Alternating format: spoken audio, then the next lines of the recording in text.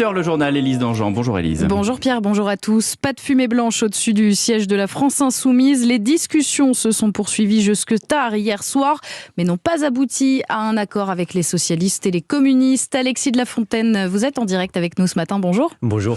Les négociations doivent reprendre aujourd'hui et il y a encore du pain sur la planche.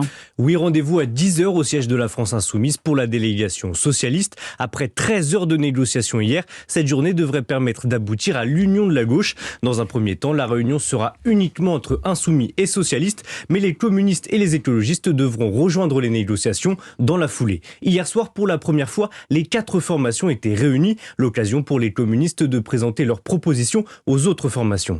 Alors, on se pose quand même cette question, Alexis. Pourquoi tout cela prend autant de temps ?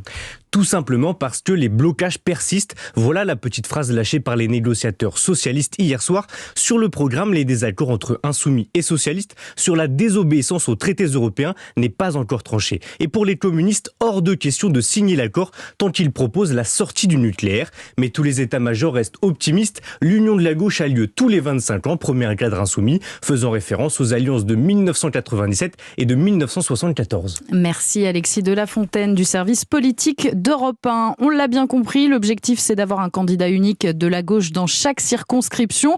Une stratégie qui pourrait être payante selon Benjamin Morel, maître de conférences en droit public à l'université Paris 2 Panthéon-Assas.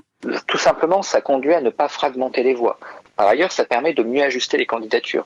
On sait qu'un candidat ELV, par exemple, parlera plus facilement au centre-ville, qu'un candidat LFI parlera beaucoup mieux aux banlieues ou aux zones ouvrières pour un PC, alors que le candidat PS, qui est très ancré localement, pourra mieux s'adresser aux zones rurales ou semi-urbaines.